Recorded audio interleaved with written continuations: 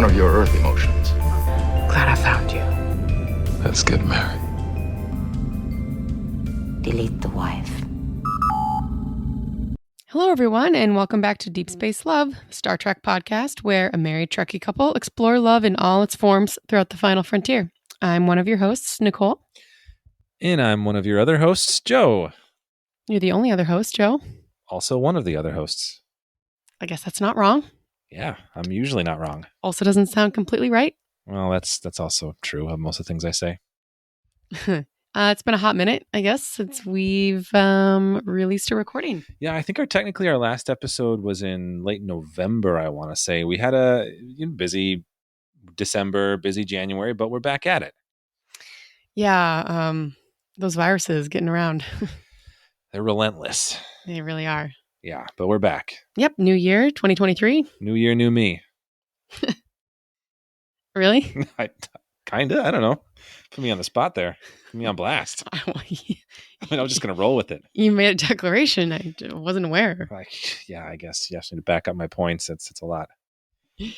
Well, as with the New Year's, and as people are wont to do in the New Year times, we have a special episode where we're going to be ranking stuff this week. Yeah. Yeah, I'm pretty excited about it. And I kind of wanted to point out, this is all in good fun. We thought it'd be fun to just rank Star Trek. I know sometimes it's hard to want to categorize people's work that they put into a show or into a creative endeavor and say, oh, this is at the bottom of my list. Realistically, we both love everything. All of this stuff. We love it all. We enjoy it all. We're going to keep watching it all. It's just fun to kind of go through and share our thoughts on each thing. And we thought it'd be kind of a fun, fresh way to start the year with this kind of an episode of the podcast. So we're going to be ranking all of the Star Trek series. I think it was actually our goal to do this in December. So it was going to be an end of the year thing. Well, but now it's a New Year thing. It's usually an end of the year thing. I think you see all those listicles online about ranking such and such thing. That was descriptive. But but we're going to make it a New Year thing for us. So I will say another challenging thing about ranking things such as Star Trek series when you love them all and in general is, obviously the newer shows are included on here as well. And, we're rating them where they're at and not necessarily, where they're going because we don't know. So even though they're not finished yet, our feelings are just based and opinions are just based on what we've seen so far. And for some that's more episodes or more seasons, and for some it's less, but we're just going to go with what we've got. And there might even be new series in the mix in the future. True. So that would change everything. Right. Yeah. This is just a snapshot in time. Indeed. Yeah. January 2023. All right. So it'll probably, I don't know how long it'll take us to get through this, but in order to move things along quickly, let's get going on typically our first segment, Trek Check, your favorite. Oh, have I got Trek checks for you. Okay. Yeah. Computer, status report. What the hell was that? All right. Trek checks. Checking. Okay. Checking the Treks. Well, I guess okay. Yeah, I hope you like that. Well, the first thing I wanted to point out in the Trek Check is we recently wrapped up the first season of Star Trek Prodigy. Its finale dropped in December, I believe it was, and that was a lot of fun. I have pretty much entirely positive things to say about it. It was a great first season. I think it took a little bit for me to grow on me, but I ended up really loving it, and I'm sure you felt the same way, right? Yeah, I think the beginning of the show was vastly different from most Trek series, and so it was kind of, for me, it was trying to find where it fits in that, but now we know pretty much exactly where it fits in, and amazing characters, really just beautiful relationships blossoming, and it's really cool to get the Federation and just Star Trek through kind of younger eyes, I guess. Yeah. And this is just little a snapshot because we're going to get into it more when we talk about our Prodigy spot and its ranking as we go. True. But just want to mention it was that wrapped up and that was a lot of fun. In regards to the shows and premiering and wrapping up and all that, we did just see, I think it's the final full-on trailer for Star Trek Picard season 3 just dropped, and it was a Sunday night football thing here. It was today for Sunday or us. Monday? Today is Sunday. Oh yeah, today Right? is Sunday. For us. I mean, people might listen to this on a Monday, but 29th was when that trailer dropped. It looks pretty exciting, and the actual series will be dropping February 16th. So, you feeling pumped? Yeah. It's gonna be cool to see. I mean, it's gonna be cool to see everyone, pretty much everyone back, and I get the sense that they definitely held some cards back in their hand, compared to the trailer. So I'm excited to see what surprises they have in store for us too. Agreed. Yeah, I'm looking forward to it. I think it's going to be fun to see a lot of those characters back in action. Yeah, and just to see, knowing that this is the last trip for Picard, for this series. For the series, for sure. Yeah. For the series, for sure. It'll be interesting to see how they wrap it up. Yeah. Yeah. Very intrigued, to say the least. Next item on my little Trek checklist is I want to give a shout out to Star Trek Deep Space Nine. Just celebrate its 30th anniversary here in January.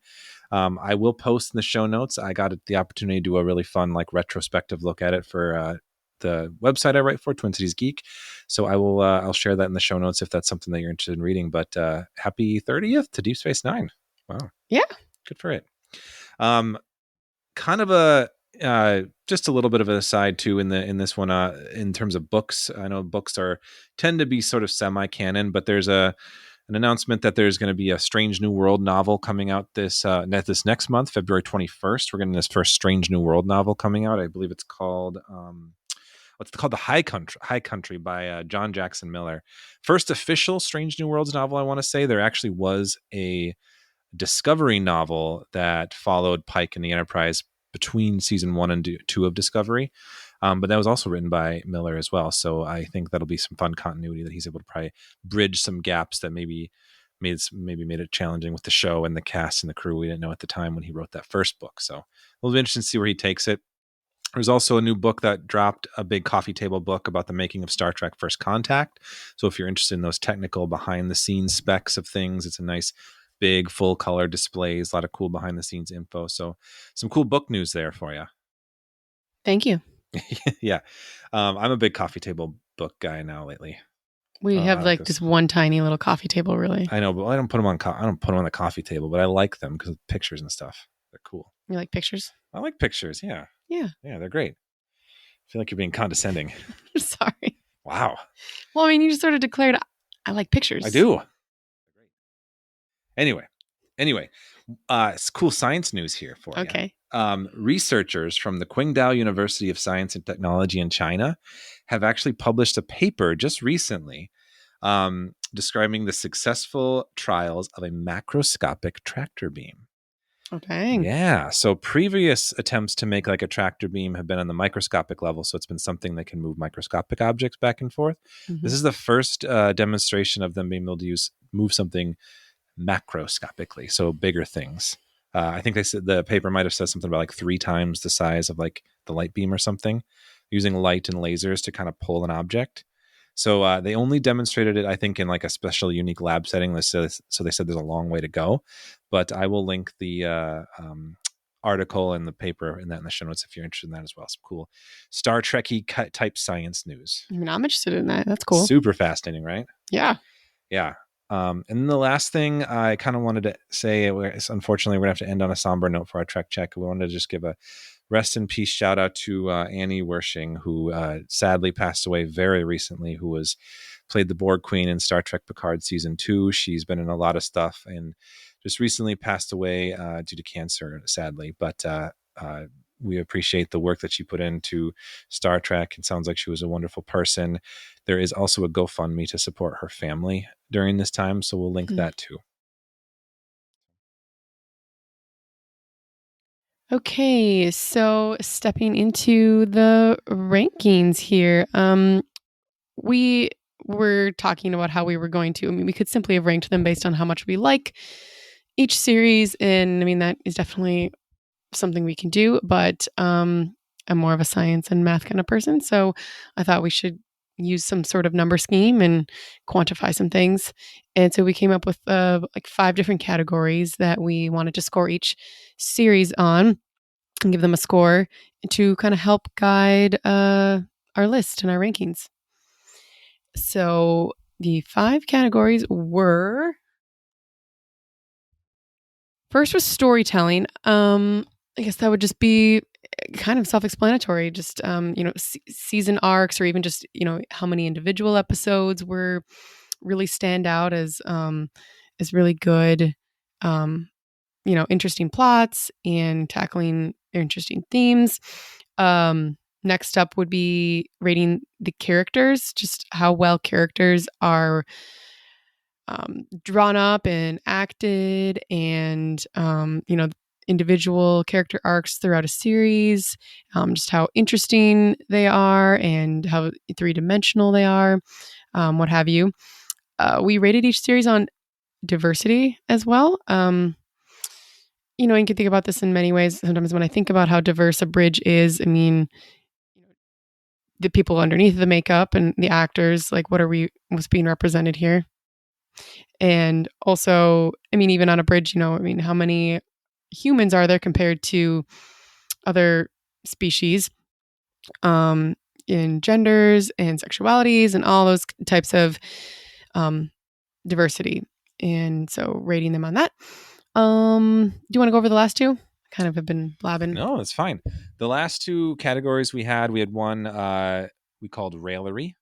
You called Raillery. I called Raillery. I called humor. This is why I'm letting you explain it. Okay, well, it's just basically how much was the show able to kind of like either make fun of itself, have some fun with its premises, or just kind of be silly. Was it a little too self-serious? Were they able to lighten up a little bit?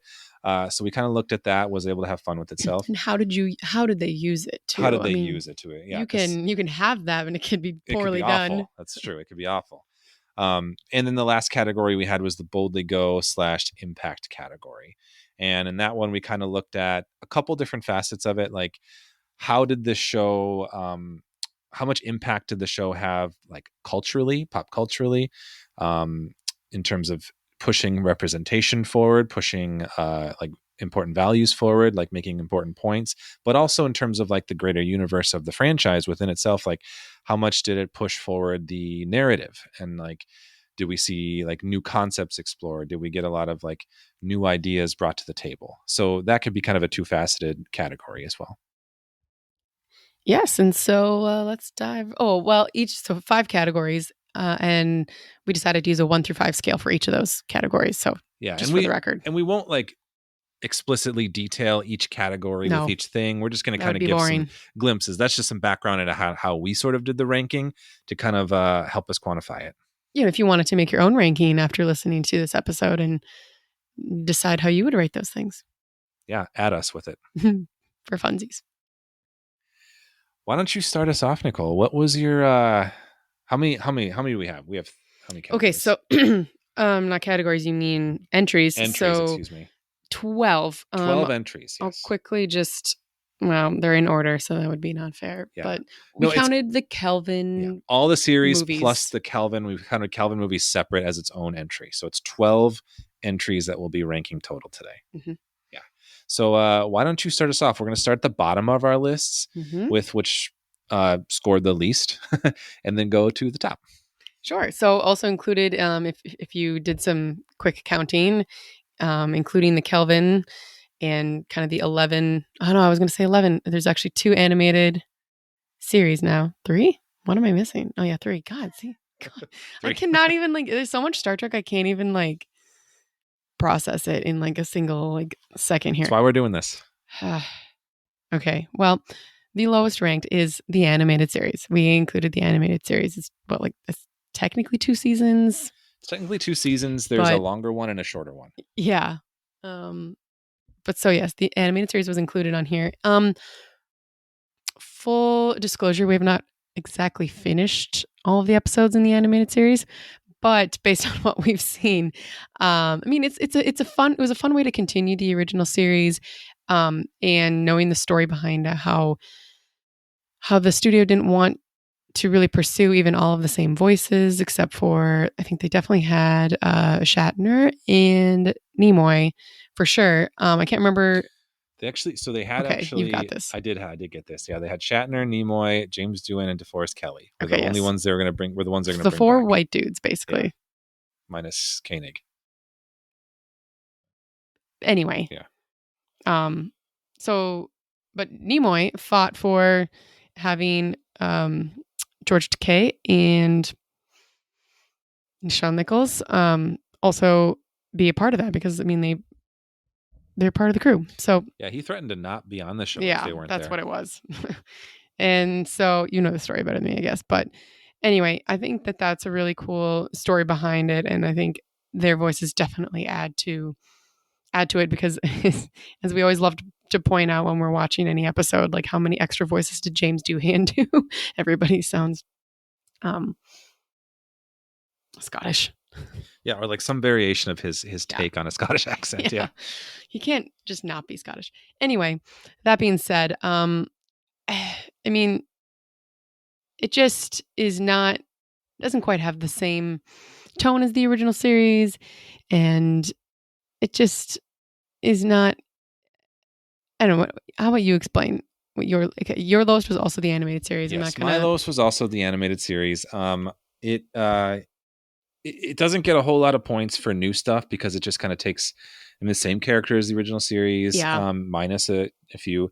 We did get a few new ones, which were kind of fun. There was the, I believe it's Imres, the Cation character, and there was, what's his name? Arex. There was it was an Adosian character with the 3 arms at the helm. So there were some cool alien additions. I think that's notable. They start to get more lines later on in the series. I think that the storytelling is interesting to see because they're able to swing for the fences a little bit more with like weird psychedelic aliens and strange really weird stuff, which is cool. They use the medium as they should. I think that's what I wanted to see from animation. So it's fun to watch. It's fun to see as like a continuation. There's just a lot of, they play fast and loose with canon as the original series kind of did. Like there's just some random weird ideas that never ever get brought up again. And they do that. Yeah, I think that they did some cool things. They had some interesting backstory for Spock that we learned about that kind of has come back. They had a follow up in the Tribble story, had a follow up in the Guardian of Forever. So like some of those like callbacks were fun. Yes, callbacks, but yeah, it's fine. I mean, it's fun, but really diehard fans only. Yeah. What comes next for you? For me, the Kelvin movies come next. They're lovely in their own way. I mean, again, kind of the same thing with the animated series. I mean, you pretty much have the same crew as the original series, just, essentially revamped, slightly different versions of each of the characters. And I think they also lost a lot of points for me for as much as, I enjoy all of the actors or the new actors playing, beloved characters and some of the timey-wimey stuff. Why am I blanking? Into Darkness, the second of the Kelvin movies. I just continue to be kind of disappointed that they just redid Wrath of Khan, kind of like rehashing some things. So again, like kind of it's a double-edged sword with the Kelvin universe as far as impact. I think that it had some impact in, driving forward some of the stuff that we've gotten today as far as the new Trek series and revitalizing sort of and rekindling the love of Trek and pop culture. But at the same time, I feel like it didn't really push a lot of it's in a separate universe as Kelvin universe. So it's not really pushing the franchise and like the narrative forward necessarily. Except for Spock, I guess, Prime Spock. So there's that. But I mean, there's so much fun, and I would probably say that the third one, why am I blanking on all of the subtitles? Beyond. Definitely was probably the best because I think it did the most new stuff, introduced us to some cool new characters. And how about you? My next one, this is where we diverged a little bit. My next one was Star Trek Picard, was the next lowest one. I think that it has the potential to not stay this low because of my excitement for season 3. But it didn't earn a whole lot of points for me.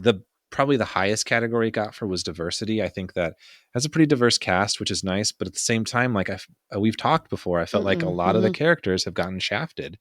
I mean, it's fair. It's called Star Trek Picard, but like, yeah, I mean, some of them have gotten meaty roles, but like we got some, I feel like the end of season 2, a lot of them were just written off in kind of really unceremonial ways. So that's frustrating to me. I will say, in terms of the diversity category, Star Trek Picard season 1, the first 3 episodes had the first, specifically Black female director of Star Trek did those episodes, Hannah Lee Culpepper, and I think she did a phenomenal job with shooting and like directing those episodes. They were really, really beautifully shot for sure. But yeah, I don't know. I just think that it's been such an inconsistent show. It had this massive hype leading up to it when it was first coming out, and so I almost wanted to give it a higher thing for Boldly Going impact and how it impacted just like culture, like pop culturally. But like, I feel like the excitement really dwindled after the first couple episodes. And I think people just didn't follow as much, just the general public. Like Star Trek fans, yeah, we're all about it. But like in terms of like making huge statements or in the greater commentary, right? So I don't know. I just didn't find a whole lot of things to rank it a lot higher. I still enjoy it and I like it. And I appreciate the work that a lot of people are putting into it, especially, like our Sir Patrick Stewart and the cast and the actors and everyone doing their best on there. But it's yet to kind of justify itself as a higher rating for me. That's kind of all I'll say about that. Yeah, I feel like it's just kind of middle of the road for the most part. Like, I think, I know we're not going to really go into numbers, but I think I rated it like mostly 3s. And then I think the lowest one it probably got, like it takes itself pretty seriously. Yeah, it's very, very self-serious. I think there's a few funny bits, like the one where they go to that planet and Picard has to be a Frenchman, like a Frenchman with an eye patch, like a super Frenchman. Yeah. That was funny. And there was some funny bits in season 2, especially with the, out of time stuff, but it's very self-serious. Yeah. It's a lot sometimes. So that was kind of my lowest rating, but yeah, otherwise it felt like just kind of didn't stand out in a lot of ways. Yeah. I think that's the best way to put it. Next one for you then? It's Picard, which is why I'm already talking about it. You're already starting about it there. That's number 9? 12, 10. Sorry, 10. Yeah. Yes, it is. And you kind of already went over it. And I already kind of discussed my rankings or my ratings. So there's that, I guess. But like you said, another season coming up. So who knows? They could elevate it quite a bit. Yeah. Also, shout out to our pal Dominic, who has been a guest on the podcast, who was in Star Trek Picard in the episode I just mentioned, which is Stardust City Rag, one of my favorite of the first seasons for sure. I knew there was like star in the name of that. It's like the one episode from that season I've rewatched a few times. It's fun. It is a lot of fun. Yeah. My number 10 is the Kelvin. So I guess we just had those flipped. We did just flip them, yeah. I think that I gave it a little bit of a higher ranking with Boldly Going impact because it did really catapult Star Trek back in the spotlight a bit. I know it's kind of fizzled a bit with Into Darkness, but I think Beyond got the base really excited. I think that there was some good humor to it. It didn't take itself all too seriously, although it was very quippy. You could tell like it was J.J. Abrams at first trying to do kind of, I want to say like a little bit of the Marvel formula, a little bit of like his audition for Star Wars, of course, like he's doing that action sci-fi thing. So there's like not a whole lot lens flares. I mean, there's melodrama, there's dramatic bits, which are pretty fun. The acting is really solid. I love the cast. It's a lot of fun to see the way that they designed the ships and seeing just some of these iconic like ships and characters like in just such like given this massive budget that they deserve. And now we're getting used to it with the new shows. But at the time that was like, we hadn't really seen that for years, And so it's really an exciting thing. Plus it gave us Idris Elba in Star Trek. Mm-hmm. Benedict Cumberbatch in Star Trek. Gotta love that. Chris Pine in Star Trek. Zoe Saldana in Star Trek. Yep. That's everybody. All of those people. Yes. Yeah. Just list them all. Great cast. Zachary Quinto. Yes. John Cho. Yeah. Okay. Oh, and you got to admit, for the diversity, they did officially show us that Sulu was gay and had a daughter. That was pretty cool too. Yeah. Yeah. I get a little bit of points for that. Yeah. So there was some good stuff. So yeah, Kelvin is my number 10 ranking. Where are you at for number 9? My number 9 is Enterprise. I love Enterprise a lot. Although, and you can attest as we were watching it, it took me a long time. It took a long time for it to soak in for me. But by the end, as most fans will also agree, I mean, the ending was, I was just so mad. Like, Joe's read more of the Star Trek novels than I have, but like Enterprise was like the end of Enterprise was so disappointing to me that I had to like follow it into the novelizations in order to like feel satisfied with it. And I like devoured like all those books. In fact, I think I read more of them than you at this point. You read 4 of the follow-up novels, right? 4? I actually feel like I read like 5 or 6 of them. I'd have to look at my Goodreads. Well, maybe you have. Wow. Because there's like the 3. I've done 2. 2. I think I read maybe 4 or 5, maybe not 6. Okay. 4 or 5. Anyway, whatever. Enterprise. Oh, Enterprise. It does take itself a bit too seriously as well. In fact, Archer takes himself very seriously a lot. But it definitely finds its footing in season 2 for sure. And some of the overarching, like the Xindi storyline, is phenomenal. And also the God, what do they call themselves? Like the Earth First people in season 3. What do they call? They have a name for themselves. Yeah, that was season 4, wasn't it? Oh yeah, that was season 4. The Xindi stuff was 3, and then those guys were season 4. I My forget what bad. they're called. Yeah, that was interesting. And so those were really fascinating things, and also like pre-Federation or kind of like forming of the Federation, and seeing some of the. I mean, it was a really cool, interesting place to go, sort of like hundred years before the original series. And kind of seeing what, getting a sense of what that would be like. You're looking it up right now. I can see that. I'm not finding it. Anyway, the lowest point for Enterprise is diversity, because it was like a major step back as far as what the bridge crew looks like and what the main cast looks like. Terra Prime. Oh, the Terra Prime people, yeah. Basically means Earth First. Yeah, I just translated it. Anyway, diversity is kind of where like Enterprise unfortunately like loses a lot of points. I feel like they could have known better, and they did know better, but they didn't do better. That being said, I mean, I love everyone who's a part of that bridge crew. I mean, they're all excellent.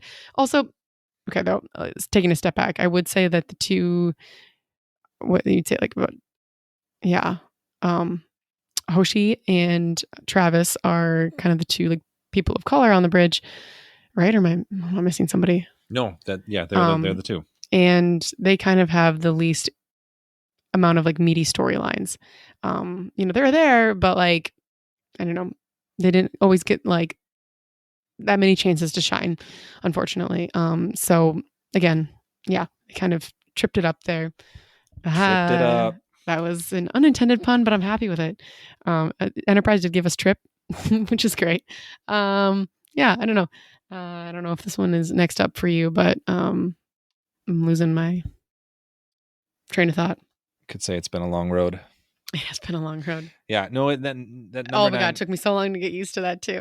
Now it's great. My number 9 is also Enterprise. It is, okay. Yeah, no, I would agree. I have a lot of the same points that you mentioned.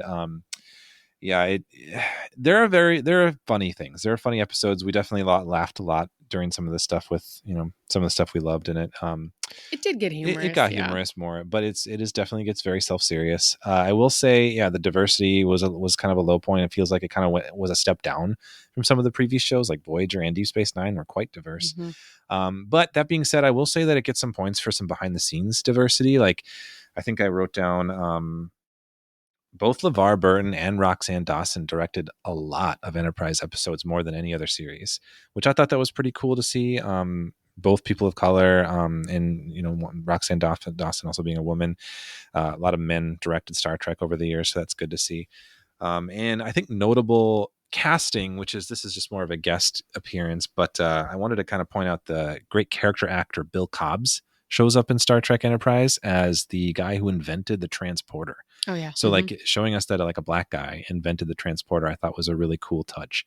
Kind of harkened back to like the Daystrom character in TOS, you know, showing that like just back, especially in the 60s when that was like more radical to see on screen. But like, I like that putting people of color in important like historical roles in the Star Trek universe is cool to see. And it was just always, it's always fun to see Bill Cobbs pop into things. So, and he's a great actor and iconic. And then, that was the episode called Dedulous. I'm not pronouncing things well tonight, but anyway, that's what I'd say. I would say that the issues with it is just lots of case of prequelitis. Like we have to explore like how Red Alert came to be. We have to talk about why we're doing the Prime Directive. We have grapplers instead of tractor beams, which science now is showing us we probably will have tractor beams sooner than Enterprise. Like, yeah, it's some silly like prequel stuff that they kind of like tried to make happen, and the whole like Klingon stuff making Star Trek later have to figure out why it was redesigned. I don't know. Yeah, there's some silliness to it. I don't know. So didn't love some of those things too. Also, we cannot talk about Enterprise without talking about how horny it is and how other Star Trek has been horny, but like Enterprise is horny in its own like weird like 13-year-old teenage boy way. Yeah, we've talked about this. Strange New World is totally horny, like now. But like a mature horny. It is. And this is like a prepubescent horny almost. Yeah. Ugh, it's strange, but yeah. I think it's just because it's under the guise of the decon chamber. It's just like, just if you're gonna be horny, just do it. Anyway, we just had to say that. I guess. I mean, horniness wasn't like one of the categories, but maybe it should have been. Yeah, maybe it should have been. Yeah, we should do a horny ranking, just one episode. Okay, maybe you can do that. Solo episode for Joe. Okay. Number 8. Gosh, you're keeping track of the numbers. Good job. Good job. Number 8. I wonder where we're gonna. Not a lot of arguing here. I guess we're kind of on the same page on all of this stuff, but it will change. Not that much. Okay, up next for me is TOS, the original series, the OG. Let's see where we're not even really halfway through the list, but I don't know. I mean, obviously, it was like the beginning of everything, so it both gets points for that and it also suffers for that. I mean, starting, in the 60s, like we've kind of already dropped some, mentions that it did some things that were pretty radical and forward thinking at the time. It's not always the easiest to like look back on in, through, the lens of today. But that being said, it started it all. So it gets like top points for impact and boldly going. It also made like quite an effort for diversity, at the time. A Black woman on the bridge. I mean, you can not talk about you can't talk about that enough as to how important that was. Many people have said so. Characters, they don't, again, they didn't really realize that they were starting, what was going to be 50, 60, who knows how long, a franchise that was going to continue for decades, at that time. And so canon was just not a thought at all. And they just did whatever they wanted to do that week. That was interesting. And so, character arcs, I would argue there certainly are some, but like not necessarily for everybody. And they're maybe inconsistent. Some really good storytelling, particularly for the time. Some interesting plots. God, I mean, it's funny in its own way. I mean, a bit self-serious. I mean, especially, you've got Shatner in the lead role. So,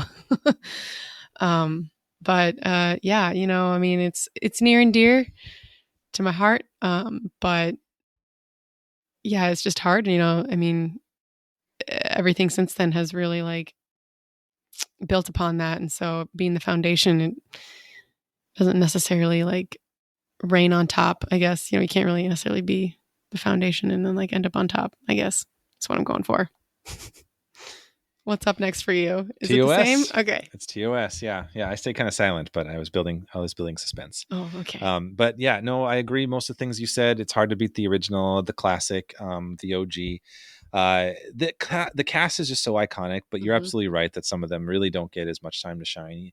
And so when I I don't know if you felt the same way, but when I talk about TOS, I'm thinking about the TOS movies as well, in terms of like the Yeah. series as like a Yes. whole. I mean, we included So- Calvin movies, so we have to Yeah, kind of so I'm include the including original it series in this movies with category, there. and I think the movies really elevated a little bit more for me because it just did so much more to solidify the cast as that family element, Mhm. and I think that was huge for me.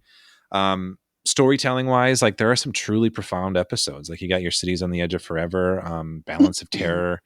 But at the same time, you have some really weirdly regressive ones, like the Turnabout Intruder with the one they were like, women can't be captains, right? For some reason, that doesn't age well. Yeah. Didn't age well then. Tit for tat. And or in the one with Paradise Syndrome, where Kirk becomes a Native American, that Oh, was a rough one. Yeah, No, I'm covering my eyes yeah, just thinking about we got a it. few struggles there. But diversity, like you mentioned, I agree with you. I also want to say, like behind the scenes, we had DC Fontana, who was a really prominent like female writer who wrote like a crap ton of the episodes. It's awesome. And we also had like quite a few women writers on the staff. Another Margaret Arman is another one who wrote Cloudminders, which isn't always a well-loved episode, but actually kind of one I really love. That's cool. We also, as I mentioned, Dr. Daystrom, a black guy who kind of started the Daystrom Institute, becomes a huge part of Star Trek lore and canon, played by William Marshall. He also gave us the first black admiral back in 1967, Commodore Stone, played by Percy Rodriguez in the court martial episode. So there was some like really cool, like even like single episode, like diverse moments that they really tried to push, something they couldn't really always get away with in the longer form as much as they tried. So you got to give them a lot of credit for that. I also kind of want to mention, like even in the movies too, like we got, it was brief, but in the fourth movie, we had like the first like black female captain, and that's still kind of important for that area. It was Midge Sinclair, who went on to play Geordie's mom in TNG, which is kind of fun fact there. But yeah, it's hard to beat. The movies are great. I still rewatch those movies a lot. Like Mhm. they are, even the bad ones, I still really enjoy them. I think there's just so much fun to be had in all of those. So it's always going to have a special place in my heart too. Number 7 for you. For me, it's Voyager. Okay. Again, I mean, it's so hard to rank these. Like sometimes I was like, oh, okay, like this is where Voyager is, and then I look at where it is on the list, and I'm like, what? Makes you sad, right? I'm like, why did I love it. put it so low? I do love it. I think that I would say Voyager maybe didn't have as much of. It had an impact in that we get Kate Mulgrew as Catherine Janeway, our first lead female captain in a series. As you've mentioned, there have been it drop in the background like admirals and captains who are female, but Janeway was the first to have the hot seat and get to really steer the ship and steer a show. But that being said, as far as like I think franchise wise, I mean it was coming off the heels of TNG DS9. and DS9, but it kind of came back to it expanded the universe in a way, but it also felt really isolated in a way because they were stuck in the Delta Quadrant. I mean, honestly, I subtract points for the Kazon because they're terrible. That was just like a separate like shame on you for what you did there. The characters I think take a little bit. The character arcs are interesting. I feel like they don't really start ramping up until like middle of the series. Like once like 7 of 9 shows up, I feel like is when everybody else starts getting like character arcs, if that makes sense. I guess that was kind of where I like rated it lowest. I mean, there was some really good storytelling in there. I mean, there's some really interesting I mean, even just the whole concept of like 7 of 9 and all of the Borg stuff being really explored is really fascinating. I would also say, I don't know, Voyager also seemed to have like kind of a smaller sense of humor, I would say. It generally took itself pretty seriously. And even if it didn't take itself super seriously, I mean, I don't know if it necessarily knew what to do with humor when they had it in the script. But that being said, I mean, I love Janeway so much. And the cast is wonderful. I mean, there's definitely some diversity, for sure. I don't know if this is up next for you. So. It is. Is it really? I feel like I didn't know that we had this many of the same ones, but I know we're going to shift. Awkward. Soon. Not well. No, or not. Agreeing is fine. We can agree on things. It helps because then we can just. Yeah. What do you have to say about Voyager? agree with a lot of what you said. I think the characters are great. I think it's interesting because I think a lot of people have this like prevalent notion of once 7 of 9 joins the cast, it becomes just the 7 of 9 and Doctor show because they get the meatiest plots. But I do think that you're right that like that's when we got a lot with the Tom Paris B'Elanna stuff. And like we had some good Harry Kim episodes. Like not everybody got great stuff. I don't think Chakotay ever really got a lot of great storylines moving forward. Janeway got some really great stuff, of course, being the captain. But I feel like she also had to, I mean, she always kind of grappled with a lot, but I feel like 7 of 9 challenged her in a lot of interesting ways. And that's kind of what I meant. Yeah. So I think that's really interesting. I will say that in terms of characters, like being as isolated as they were, it was a great opportunity to have developed background characters so much more. True. We got a couple. We got like Naomi Wildman, Ensign Wildman. They were interesting. We got like that Lieutenant Carey who showed up for a couple episodes at the beginning and then it came back suddenly in season 7 just to die. That was interesting, but like interesting in a bad way. I didn't really like that how that happened, but like we should have had a lot. It would have been great to see a lot more background characters like Deep Space Nine, like getting development and stuff. So that was a little disappointing. But I will say like there's a lot of great stuff. We had I feel like there's some really high highs there, some really memorable episodes. One that stands out to me always is Distant Origin, the one with like the dinosaur people who find out that the scientist is trying to prove that they also came from Earth. Oh yeah, and that's actually a Chakotay episode kind of too, and that's a really good episode. But in terms of storyline, like we got the reset button a lot. We're like, oh man, so many times lots of storytelling. So it's kind of could be kind of frustrating at times. We had a few really. We had that one episode, retrospect, right, which is just. It's literally the worst. Probably one of the lowest lows for the franchise. It's the Don't Believe Survivors episode or Don't Believe Victims episode. That was bad. Either or, yeah. Yeah, and that was bad. So it's sad that we have that. We do have some great 2-parters like Year of Hell, the what's the one? Equinox. That's the other one. I was trying to think of it too. And they have the name of our car. And they have some really it is. Wow. And there's some really out there concepts like let's make the Hirogen Nazis in the holodeck. Why not? And I think not everyone was here for that, but I'm here for that. That's fun. It's like silly, dumb stuff. And I enjoy that kind of stuff. The Captain Proton stuff, Janeway's Arachnia. Yeah. Can't talk about Voyager without mentioning that. And in terms of diversity, like you're right. The cast was pretty diverse. We got a couple different aliens in there. You got half Klingon, Vulcan, Talaxian. Whatever Kess was, I forgot what she was. Ocampa. That's right. Ocampa, former Borg. Yeah, there's like interesting there. Jerry Taylor co-created the show, a woman, which is kind of cool to see. I think there's a lot to love about Voyager. Quite a bit to love. Yeah. Harry Kim, Tom Paris bromance was a lot of fun. Yeah, a lot to love. But yeah, it's just it does feel sad. Kind of like I felt sad ranking Enterprise solo, but it's just kind of where it shook out. Still love it. Yeah. Number you lost track. 6. Number 6. Now we're halfway. Okay. This is where it's going to get a little more dicey. So I put Prodigy at 6. We kind of mentioned this briefly in the beginning. It's only had 1 season, so it might be a little bit more challenging to know where it's going to go. But I think we certainly saw what Prodigy is capable of, and considering its young crew, it's capable of a lot. They did a really good job, I think, of having, this sort of overarching narrative that we were marching in, but also taking a couple breathers here and there to do some like more isolated single episodes. And really love the whole concept of the hologram Janeway. Spoilers, but RIP.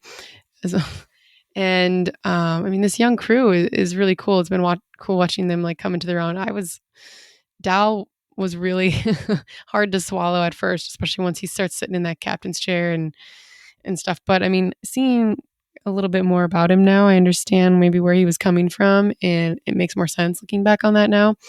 Some really great arcs. Gwen as well, and even her dad. At the end there, it was really interesting to see where he maybe really stood. And Murph and Rock Talk are just delightful. And I feel like I should mention everybody. But yeah. And now we've got actual Admiral Janeway that they're working with now. And it was just such a delight. They tackled some really intense themes, guilt and, maybe finding out dark things about your past, or confronting your past rather, and things like that, and family and found family. And, for it being kind of geared more towards kids, it tackled some really meaningful stuff. But as an adult, I mean, it was also very enjoyable and interesting. Oh, 0, 2. Yeah. Okay. I just feel like shouting out the entire crew because they're lovely. There's a lot of really beautiful sequences. I think sometimes some of the animation, it feels like really upgraded Sims sometimes. If that sounds plausible, but some of the Did you say upgraded Sims? Yeah. Sometimes, I mean, you can tell sometimes you can tell the money, you can tell what episodes they spent money on, and maybe some of the ones that they didn't. But yeah, I mean, these kids can hold their own against the Tal Shiar. I mean, what's not to love? So, but yeah, it's just there hasn't been as much of it. So, yeah, see where it's going. Maybe it'll change going forward. Oh yeah. All right, what's number 6 for you? This is the one where I think I might ruffle some feathers. It's Strange New Worlds. Yeah, I think I can't believe you'd rate it that low. No, it's I ranked it a little bit lower. Yeah, I know it's a darling for a lot of people, but for a reason. Yeah, no, it's many reasons. Preface the whole episode saying love it all. But okay, so here's where I'm at. Now we're gonna fight. Yeah. So okay. Out of all the new shows, it feels like to me, and maybe you'll argue with me, it's doing the least amount of pushing the greater universe narrative forward, because it's kind of it's still in that prequel. It's kind of what Discovery was doing the first 2 seasons, where it's still in that prequel mode. I mean, that's its whole point. I know it is the point, and I'm just saying, like, that's just, it's, for me, it's like less exciting than some of those other ones for me, and that's cool. It's still doing cool stuff. It's doing the episodic thing. I love that. It's a return to form in there. That's fun. Still not 100% sold on the treatment of the Gorn. Just given that, like, the original series, the whole point of the Gorn was to, like, overcome differences, and I feel like they're really doubling down on that, like, Gorn evil kind of thing lately, and I'm not so sure how I feel about that yet. Of course, like, the Alien homage episode was a whole lot of fun, but, like, step back, I'm not quite sure what I think about it. I will say diversity is probably where it gets a lot of points. It's a very diverse cast. I mean, but however, comparatively to some of the other new shows, like, doesn't have a whole lot on, like, the like gender and queer spectrums as much. I think that they're setting that up for maybe happening in the future seasons. And I did hear that they actually cast a non-binary actor who's joining as a regular, I believe, in season 2. So that'll be fun to see. Is it the same non-binary actor? No, it's someone who's I actually wrote down. Their name is Noah Lamana. They use they them pronouns. So joining the cast as a new character, brand new character. So I think that'll be a lot of fun. Yeah, I don't have a whole lot of too much to say, but I like that there's a lot of legacy characters. That's good. It's fun. It's fun. It's just, it's not doing a whole lot of profound for me, I'd say. Are you gonna fight? You're gonna fight me? I mean, whatever. It's higher up on my list, so I guess you can make your points. Yeah, make your points. Yeah, yeah. And again, we're going off of 1 season, so it has a lot it can do. And I would say, in terms of diversity, like the points for Bruce Horak, who played Hemmer, first, like, legally blind actor and character in Star Trek, I think, right? Actor playing a character like that. But spoilers, he dies. That was a bummer. I think that kind of, like, almost takes away a little bit of the points. I don't know, but I think that I heard the actor is still going to be part of the series moving forward. I'm not sure what capacity, but I hope so. Yeah, that's my take. I still love it. I'm still excited for season 2. I'm really excited for that Lower Decks crossover with Strange New Worlds. That's going to be sweet. So, yeah. All right. Well, I guess maybe I'll ruffle feathers then with my number 5. Top 5. Here we go. Yeah, so we're in top 5 territory now. But this is where I put TNG. All right. I want to stop. What a weird little smirk you have. Okay, whatever. I'm going to refer to my numbers because this is how I'm backing up what I'm saying. I mean, obviously it's got iconic characters and they all go through some really interesting arcs. You know, I mean, okay, storytelling, I also rated it high. It's kind of average though, as far as like diversity and humor or raillery. It just, it didn't feel, looking at the cast, I mean, primarily like so we've got Picard and Riker played by two white men. I mean, great white men.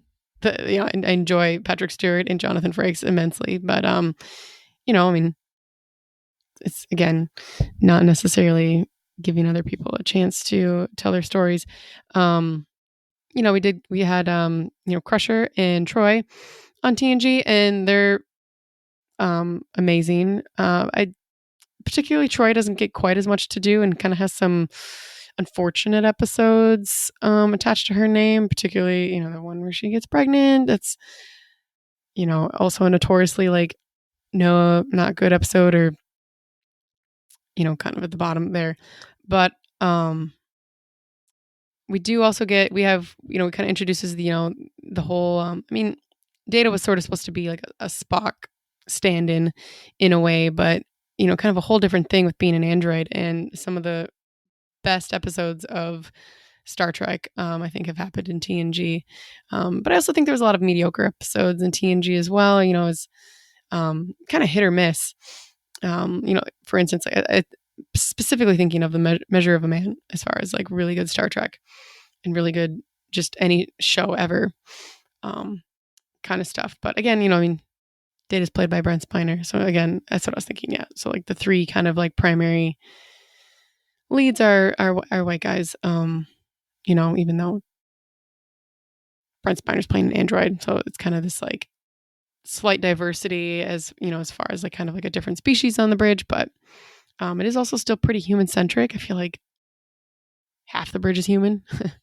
But shout out, of course, to Worf and Geordi,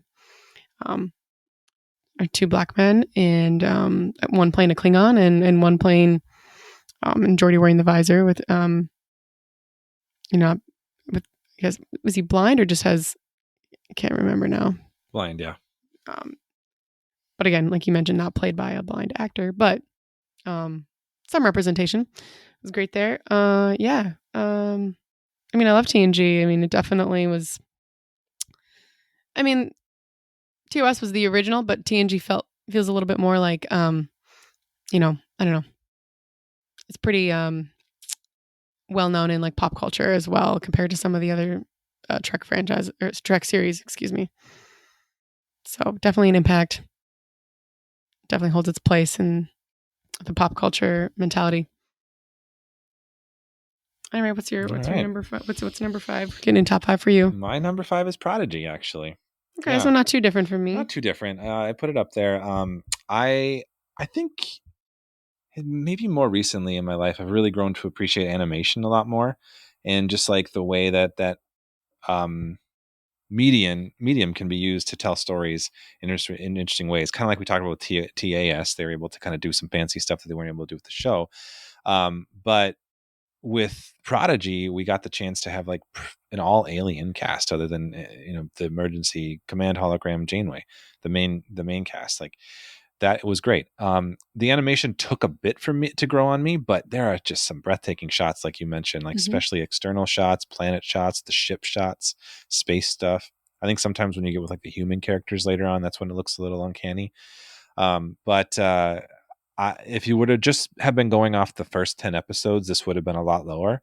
But coming back for the back half just this last couple months, like, really amplified this show for me.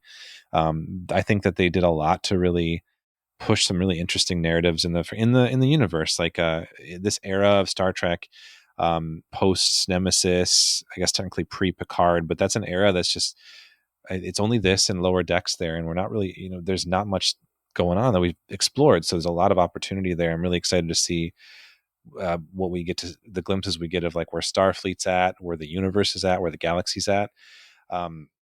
and especially in the back half when we start to meet like Admiral Janeway's character and her crew, and we got an interesting cast there. I mean, you mentioned all the main cast, but we had like Daveed Diggs as an Andorian. That's super fun. Jason Alexander as a Tellarite, which was great. Tellarite doctor. Jamila Jamil was a really fun character.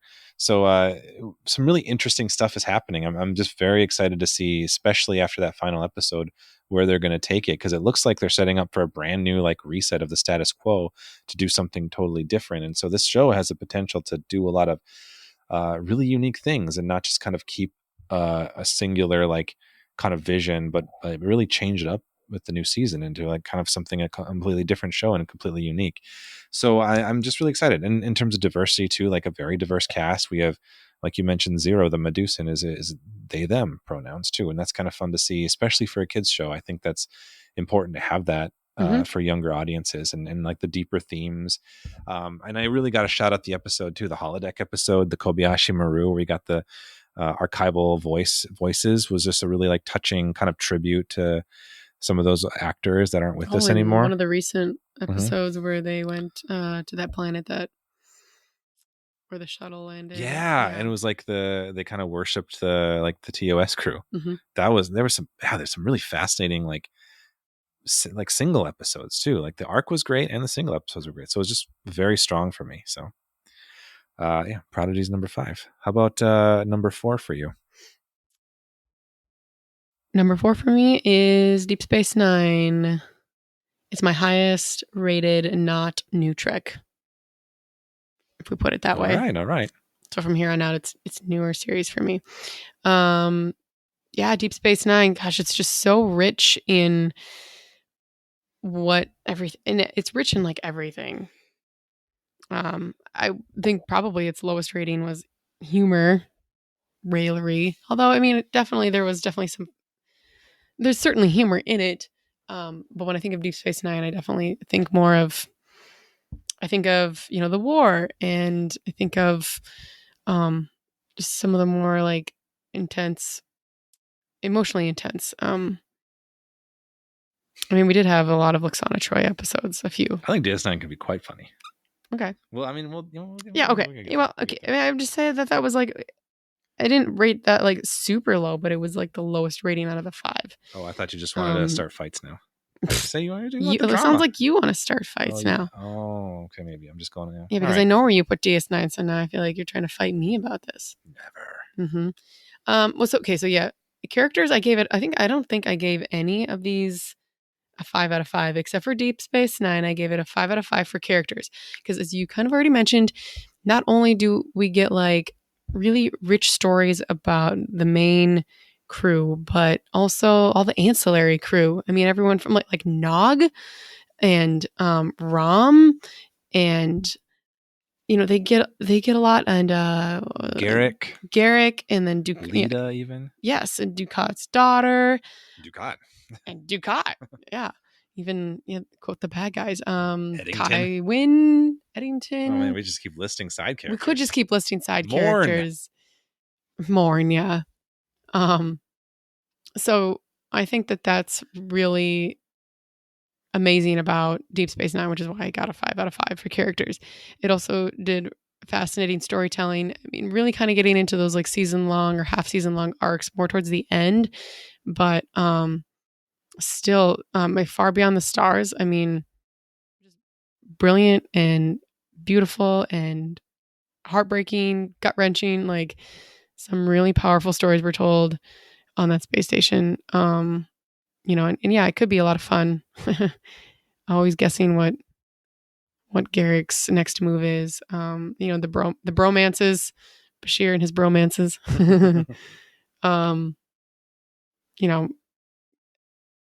I mean, in Cisco, our first Black commander, talked about Voyager Janeway being our first, female lead. Now we've got Avery Brooks playing Cisco as the lead of Deep Space Nine, and also another unique. And I've written about this for Women at Warp's blog, but Cisco being like a single Black father and leading the space station is a really great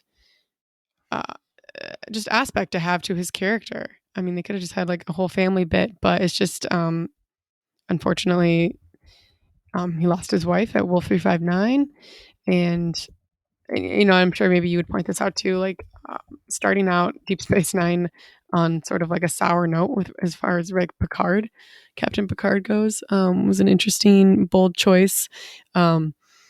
Despite being on a space station, it doesn't feel as isolated as Voyager. They've got the wormhole right there, so you've got like the impact and boldly going as far as like introducing us to the Delta Quadrant, Gamma. My bad, mixing up my quadrants, and all of the politics on Bajor. I could go on. I'm just gonna stop because I guess I don't know why I rated it lower. I guess I just maybe it's just because we watched it like longer ago, and now like all the newer Trek is all up in my grill. It has a lot of diversity, but in some ways it's maybe lacking in some. I mean, we've got Dax, has the first in Star Trek woman kissing another woman.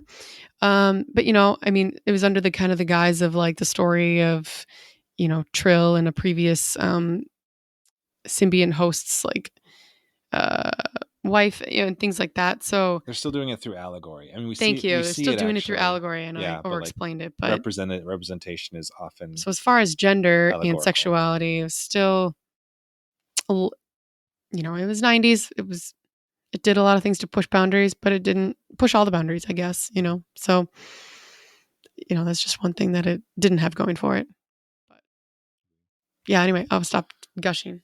It's great. No, I'll link the article that you mentioned to the Women at Warp article in the show notes. Yeah. So check that out for sure. Yeah, thanks. So, my number 4 is Star Trek Lower Decks. Yeah, I know you wrote that. You put that one higher. Yeah, right? I did. To be fully transparent, now we're gonna fight. My next couple were actually tied.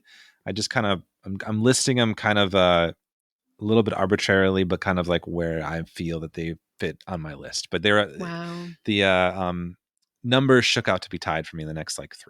But anyway, Lower Decks, I have to say, I love it. I love it a lot. I wasn't sure how much I was going to love it when it was first announced, but it does a whole lot of great stuff. It has some great characters. I think that at first we didn't get as much with the main bridge crew, and I know the point is more the Lower Decks characters, but I'm really enjoying. It's literally the name. I know, but I'm enjoying getting to know now in the newer seasons the bridge crew characters. They're fun, like Shax and Ransom and the captain and everything like that. We also, in terms of diversity, like our first right out the bat black captain leading the show in a sense, even though she's not the main character per se, but like what we talked about this before, how like Cisco and Burnham had to take 4 seasons to get their captain rank, right? Yes. So I mean, that's kind of a huge deal here. We have non like gender normed romances. We got Marinere and Jennifer. There's some like bisexuality. It's also not nice to see like bisexuality not just being like an evil mirror universe thing with Marinere. So we're kind of seeing that played out. I'm really enjoying that. The humor is great. I feel like, I mean, especially in the first season, it didn't always land. It was a little too fast paced, but I feel like as it's gone, it's really evened out and settled down into ways that it can tell some really like kind of intense stories. Like all the finales have been intense, and some of them, like the laughs are like further and further between because they're telling a deeper story. And there's some like great catharsis in it, some like psychological delving into characters, like especially Mariner's like relationship to her mom and her own like just who she wants to be as a person. So I mean, I'm gushing about it. There's so many great things. I love the experimental episodes. There was the peanut hamper episode, which is I think controversial, but I like that they're doing those things. It doesn't always land though, so it's just I appreciate them going for it and taking those swings. But again, like even if it's not landing, I'm glad that they're trying. So that's why it's kind of probably not higher per se, but and it's also still going. So I'm excited to see where it goes. Top 3 next, right? Right, where are you on number 3? My number 3 is Strange New Worlds. So yeah, I mean, far higher than how you ranked it. Yeah, wow. I'm noticing a theme here that I'll just probably in my own rankings, I think, and when I'm thinking about the shows that I'm really enjoying, I think, we're currently watching all of the shows that are my top 3 now. And so I guess it's like it's new and exciting and fun. Um and and yet they also pull a lot on the nostalgic heartstrings. So I don't know, I guess I kind of like the best of both worlds, and I feel like with the newer shows, especially some of them, we're really getting like the best of both worlds in that sense. And Strange New Worlds is definitely a part of that, where we I wasn't sure how I wasn't sure how I was going to feel about another actor playing Spock, and in Discovery at the time, I was very reluctant to fall in love with Ethan Peck as Spock, but I don't know why. Like, I would chastise my past self for thinking that way, because I think he's a brilliant Spock. I really enjoying his Spock. Anson Mount as Pike is peak. Like, just Pike's Peak. Pike's Peak. Thank you. So, gosh, and then like you mentioned, some of the diversity in the characters, and number one, and as well, I think is she? No, I guess Kira was also like kind of Cisco's number two, but still, it's nice to see a woman kind of in like the kind of top trio, I guess you'd say, on the bridge. It's really cool to see like Uhura kind of fresh in a different way. Different from like the Kelvin universe, she was very sure of herself, whereas Uhura in Strange New Worlds is still finding her way. And I think it's being played brilliantly. Some really cool episode, the episode where they were in Dr. Mbenga's daughter's kind of story. Oh yeah, the fairy tale the one. fairy tale That one, was yes. super fun. That was a really fun one. Also, like, I mean, I don't know, I'm pretty sure that I bawled at the end of that episode. Yeah, right. That's right. Yeah. So, like some Hammer really, as a Wizard was great. yes. So some hard hitters, but also I don't know. I think I really enjoy. I think it's really balancing kind of like the nostalgia and the humor, and like we mentioned earlier, a mature type of horny. It just feels like what it definitely feels like TOS upgraded and made a little bit better for these times, I guess. And so I guess that's what I love about it. Yeah, that's great points. I agree with you. I mean, just fell differently on my ranking, I guess, but Yeah, I don't have strong feelings about the Gorn, so I don't really care about their portrayal. fair. Apparently, you really have a thing for lizard people. I guess I do. Yeah, something's awakening inside of me. My number 3 is Discovery. Okay. It was very hard to kind of maneuver which one between 2 and 3, but Discovery, I just love it so much. It's very special. I just feel like we need to mention how when it was first announced that this show was coming out, it was like 2016 when we were waiting for it. It came out in 2017.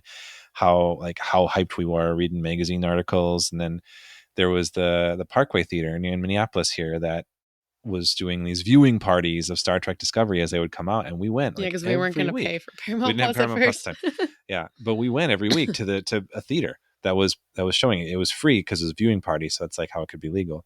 But we would go there, and this theater was old school. It's been renovated since, but they didn't have like the best heating. There were couches in there and stuff, and to, like, bring blankets. It was just such a really like special experience to really experience that first season. Mm-hmm. Which, and on the other side of that coin, I'd say seasons 1 and 2 were rocky to start. Like I had a lot of fun watching them. The season 1, I think, started a little too dark. It felt a little bit trying to be edgy at times, realizing that they could play around with the streaming service, like, rating systems, and not have to adhere to like what you need to put on cable or on network TV. And so I think they leaned hard into that. There was also some chaos behind the scenes with shifting showrunners that didn't really help the first 2 seasons.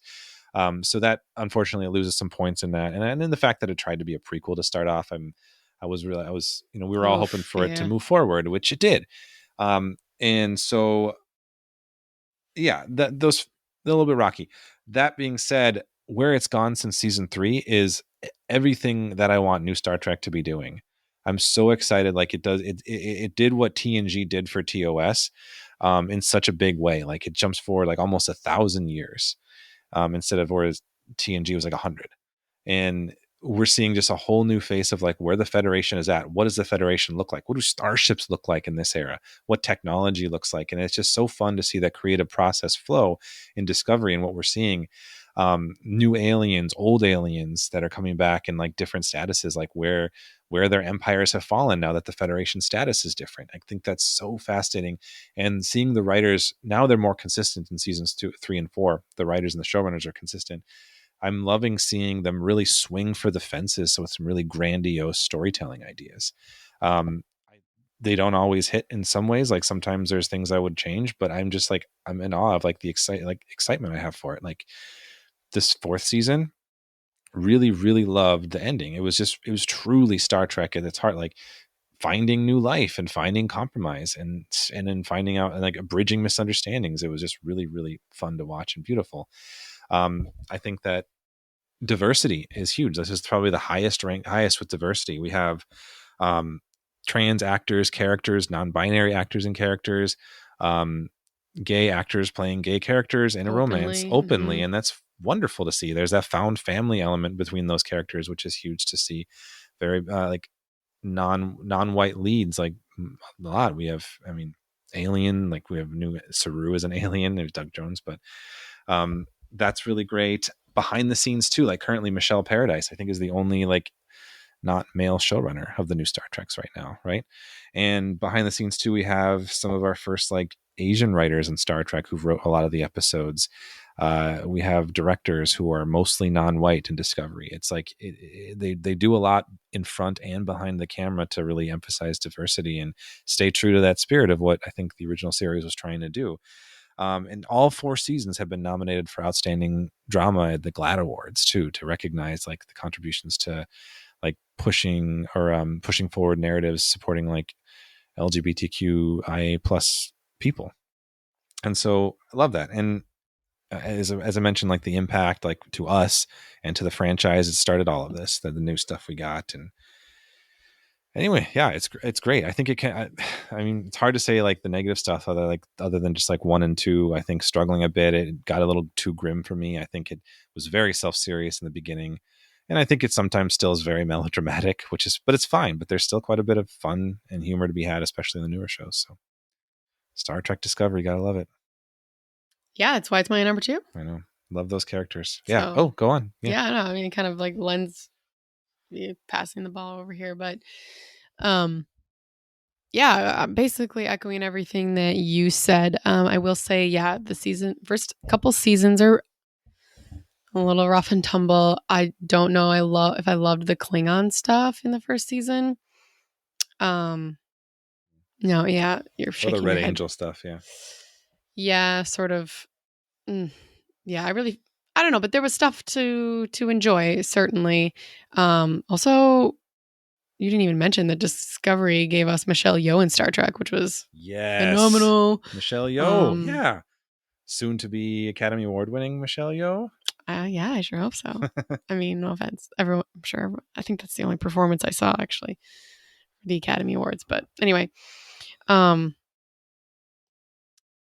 yeah, so some of that stuff in the beginning was a little bit off-putting in a way. You know, I kind of mentioned I wasn't sure how I was going to feel about Ethan Peck as Spock. Michael Burnham and Spock essentially being sort of like adopted brother-sister kind of relationship is interesting. I mean, I don't know. Especially, again, kind of like inserting something into canon. I don't like... Now where we're at, I don't really dislike it anymore, but it's just sort of interesting how I think someone has pointed out like how many, it's kind of a joke about like how many brothers and sisters does Spock have actually. It's a good question. But that being said, it is just so beautiful of a show. Yeah, all of the different perspectives that we get in the show is fantastic. It's told some really just, I don't know what like a word for, like, yeah, like touching and heartwarming, and in some ways sometimes devastating, like stories. And like you mentioned at the end there, this last season, and exploring new life, like going outside of like our galaxy, even to confront these new aliens and trying to figure out how to communicate with them, and having it be like essentially through emotion. And there was something really gorgeous about that. And yeah, I mean, we could keep going on and on about Discovery for sure, but yeah, that's why it's ranked so high on my list. Yeah, there's Excuse a me. lot of great stuff you can say about it for sure. My number 2, and again, I mentioned this was a hard one, but is TNG, actually. I think one of the things that really puts it up there and is just, I think, and I can't say this for sure, that without TNG, in terms of just boldly going, we wouldn't have a lot of the Star Trek that we now have. Like, I think the TOS movies would have still been happening, but without the success of another series that jumps the universe forward, I don't think we wouldn't have had DS9, Voyager spinoffs, all that stuff. So it really catapulted the franchise to where it needed to go, I think, in that era. And just for me personally, it was the one that was always on growing up. So That's why I have a huge like affinity for it in that sense. Like, it just feels like when I put TNG on, I feel like it's like my family members sometimes, because that I grew up with the TV on constant. Yeah. Mm-hmm. To for better or worse. But a lot of the times it was Star Trek, TNG, and I was just like, I just knew them, like in the background, just knew those people ever since I was little. And so it's powerful. I think that storytelling, it's you mentioned The Measure of a Man. There are so many wonderful stories like that. We have The Drumhead, which was really powerful. Mm-hmm. Some great stories that are, I think, really good, like commentary about the airs. There are four lights, yeah. And we do have some really bad ones. We got like Code of Honor, which is rough. That's all I'll say about it. It's not good. Yeah. But it's in terms of diversity, like it was a diverse crew. The main leads were white men. You're right. Behind the scenes, I would say, out of the 90s era, Trek had the most female writers, which is interesting to break down. We had DC Fontana still writing on TNG.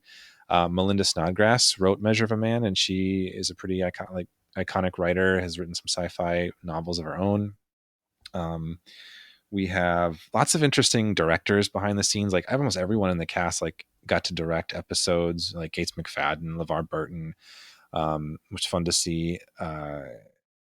Jerry Taylor was involved in directing and making a lot of the episodes before moving on to create Voyager. So there's a lot of like, not just like white male influence there, which is good, even though despite the Berman of it all, the Rick Berman of it all, hard to get over that, of course, and not mention that. But I don't know. Yeah, I think that it's just it's important. I mean, pop culturally, like the cast is so iconic, and like in the zeitgeist, like the narrative, like most people will know Captain Picard no matter what. Like, kind of like TOS, like it's just iconic and important, and I think it definitely deserves the recognition it gets. And I will say that I think the movies were, as an extension, a little rougher.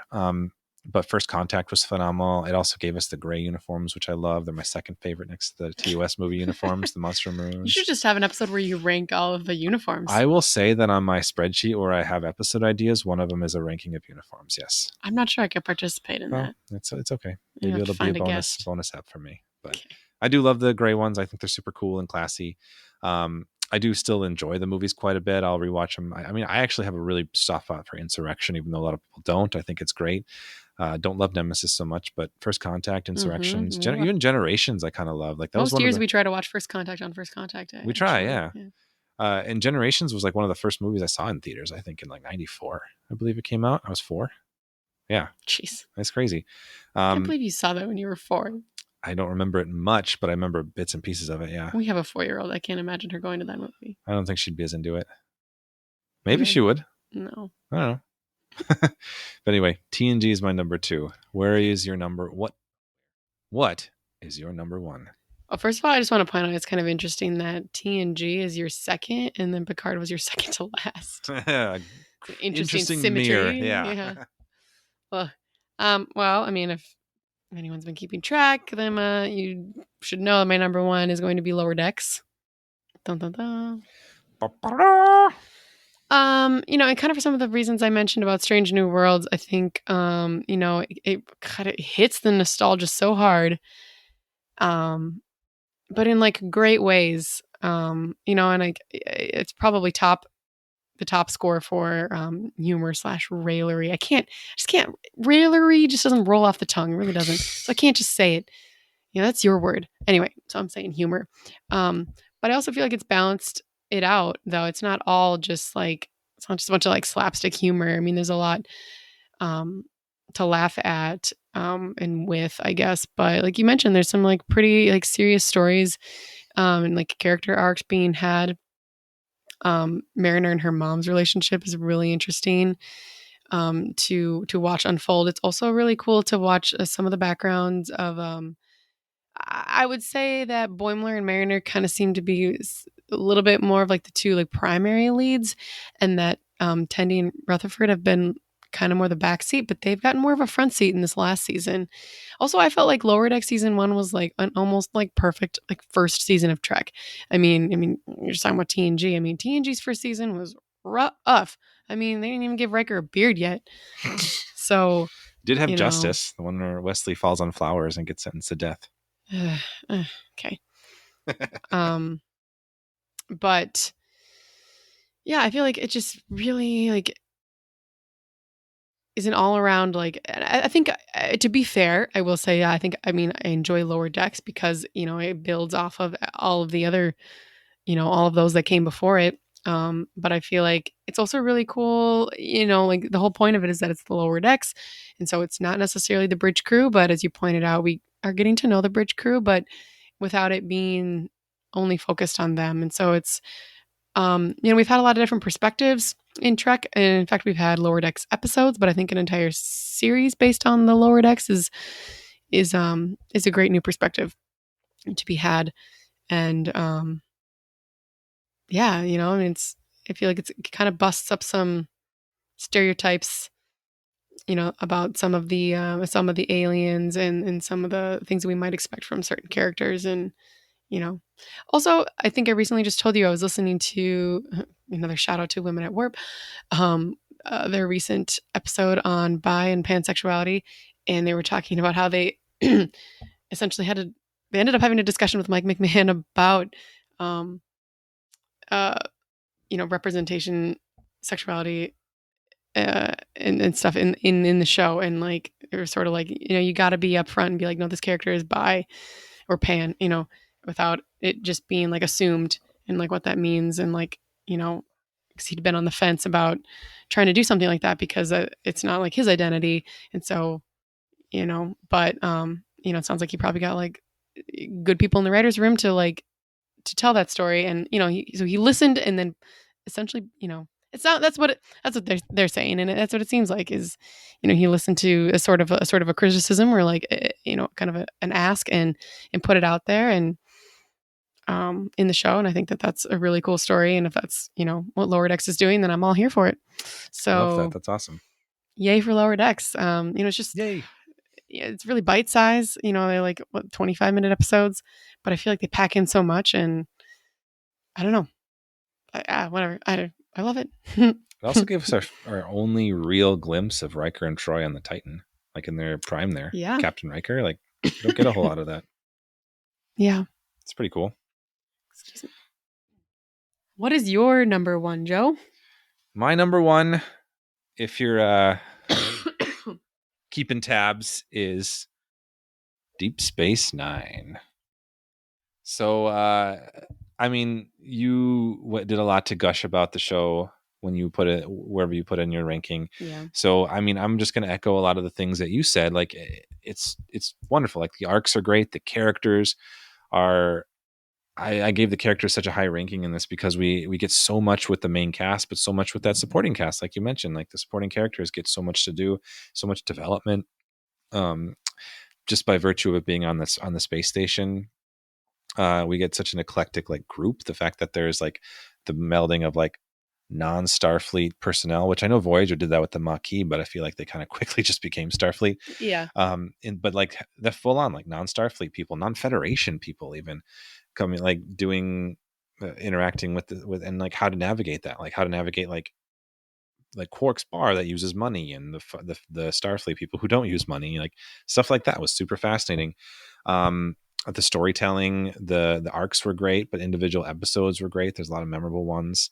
And there's a lot of interesting arcs. Like it's not just like the war is one I think people tend to mention the most, but there's lots of arcs in there. There's like the Klingon drama that we get. There's the Maquis drama that we get that was done really well. And just a lot of really great stuff. I mean, some of the stuff, even like with like paranoia and terrorism, it's like thematically is really powerful, especially for that era. I will say diversity was a little bit of a dip in comparison to like stuff like Discovery and the newer stuff for sure. Well, yeah. Just by virtue of it being a little bit older. But I mean, like there are definitely places where it could have done better. Like in that era of storytelling, there were shows that were pushing the envelopes of like gay and lesbian relationships in the time too. And they didn't really do too much, but I will say that in front of the camera, like diverse actors, you had Avery Brooks, of course, as the captain, but like Bashir, right, was one of the first like Arab American or Arab leads in a network television show, and that was a pretty big deal at the time. We had, in terms of writing, we had quite a few women writers who were doing teleplays and submitting scripts. The writing room, I think, as we see in the documentary, is generally white and male. So there's that. I wanted to give a shout out that one of the guys who wrote a lot on Deep Space Nine is a guy named Naren Shankar, who's an Indian American, and he wrote a lot of episodes of DS9, and some TNG. But he actually went on to be one of the co-showrunners of The Expanse now. So Expanse fans kind of can draw a through line there, which is kind of fun to see. I will say, like, boldly going Impact, I think that it really spearheaded what Star Trek is today and how it's able to tell some of those darker stories. And it was the first one to really question, like, kind of like that ethos of what the Federation is meant to be, or what it takes to maintain that utopia. And that's something that I don't think a lot of the shows really went into that hard, like Voyager or even Enterprise. Like, I think they dabbled in it, but the newer shows, I feel like there's a mentality shift of like, how can we be more introspective and look at ourselves? And so like Star Trek's doing that. I think that's like culturally like what a lot of younger people are looking at more now, like looking at, instead of like America's great, it's like, how can we look at our own institutions and seeing what the problems are? Star Trek's doing the same thing with the Federation and questioning like those values and like what it takes to uphold those. I think DS9 was the first to do that. And that was really meaningful and powerful at the time. And I think it's really important for the franchise. So, I think that's huge. I will say that I think DS9 was very funny. I mean, there's the bromances. There's like all the Ferengi episodes are very funny to me. Are they? They're trying to be. I think there are a lot of very funny ones. I think which we're going to talk about in this episode or this podcast in the future, the Quark and Grilka Klingon relationship is super funny and fun. House of Quark, Move Along Home, the one, right? Where they're trapped inside the video game. I know the campy funny ones. I like them all. I wrote down this funny exchange because I remembered it and I like looked it up, but like the one where Worf, I feel like Worf and Jadzia are first getting to know each other, and he says something like, "I have a sense of humor. On the Enterprise, I was considered to be quite amusing." And she says, "There must have been one dull ship." That was a fun line. Just it's kind of another thing that you kind of mentioned is like a bit of a ballsy move to really like criticize the flagship show at the time. Just like, Cisco in the first episode, like basically just hates Picard. Like that's ballsy to do because he's like the everyone loved Picard, right? Everyone loves Picard, and like just having as your lead character being like, I don't like you for lots of reasons. So, I mean, yeah. I mean, can I tell you one? I think you probably would already know, like, only one reason why this, and then this is kind of like a little bit of like I've pointed out that because we're still watching like the new shows, knowing DS9's finale, and I mean, some of the things about the finale I didn't love, so Oh yeah, that's true. not really my favorite ending to a series. And so, I mean, like I said, it's like my highest rated quote old show that has completed its run. But and I don't know, I guess the landing didn't stick for me. Yeah, I see what you're saying. I think like we both have talked at length, I think, in I also our didn't always love the prophet stuff and the what do they call Cisco? The not the prophet, because they were the gods of the prophets. The what is he? Messiah. Not the Messiah. No, he's not a Messiah. I know, but he's like a Messiah character. Why are we blanking on this? The emissary. The emissary. It's knew the it. name of the first. Yeah, It's first literally episode. the name of the pilot Yeah. episode. And the emissary stuff. I mean, I think the way that they dove into the Bajoran religion and so talking about religion in general was often very, very interesting. But I don't know. Those didn't always like. Sometimes it could be really powerful, and just like questioning faith or like relying on faith. Yeah. Especially Kira. I think Kira grappling and like trying to like figure out her faith sometimes was really interesting, but sometimes in the larger like societal like forces I didn't always love it. Yeah. But Well, even just having to dance like with the prevalent Bajoran beliefs versus like Starfleet's more like rational minded, like thinking about things. Like that was like the episode secular. Yeah, that's the word. Thank you. Where Keiko starts the school. Like that was like, that's fascinating stuff too. And like how there was like, our religion doesn't allow these beliefs that you're sharing. Yeah. It was good. Yeah. Good discussions to be had. But yeah, I know maybe that was just like some of the things about DS9. That's why I rated it a little bit lower. I could see that. Yeah. The ending. Yeah.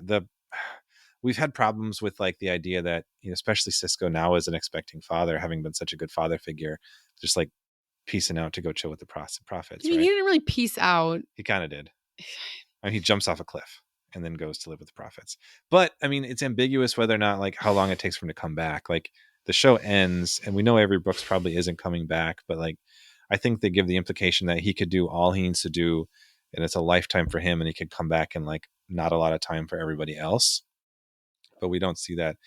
I will say that one reason that I think DS9 has been a little bit on my mind lately is I've been reading the new Star Trek IDW comics. And that I mentioned on the podcast before is telling the story of like Cisco coming back from the prophets on a mission. And it's not too long after Deep Space Nine ends. I think it's supposed to take place right after Voyager returns home. Is when it takes place in the timeline. So I've been reading I read the first 3 issues. So Cisco and Jake have some really great moments in that comic series, like as a reunion. So I think that kind of has like made the ending a little more tolerable for me because it's a continuation of it, I think. Yeah, maybe. And that could be just a thing. And I know I like comics and the books are semi-canon anyway, so it's whatever. But anyway. Yeah, that's where I'm at. But yeah, no, obviously I agree.